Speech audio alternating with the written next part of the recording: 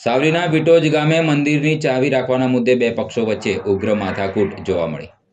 સાવલીના વિટોજ ગામે મંદિરની ચાવી રાખવાના મુદ્દે બે પક્ષો વચ્ચે ઉગ્ર માથાકૂટ થઈ છે। મામલો વધતા ગામમાં તણાવનો માહોલ સર્જાયો છે। ઘટનાની જાણ થતાં જ સ્થાનિક આગેવાનો તથા પોલીસ સ્થળ પર પહોંચી ગઈ હતી। બંને પક્ષોને સમજાવીને પરિસ્થિતિ કાબૂમાં લીધી હતી। હાલ પરિસ્થિતિ શાંત હોવાનું જાણવા મળે છે। બંને પક્ષો સાવલી પોલીસ મથકે પહોંચ્યા હતા।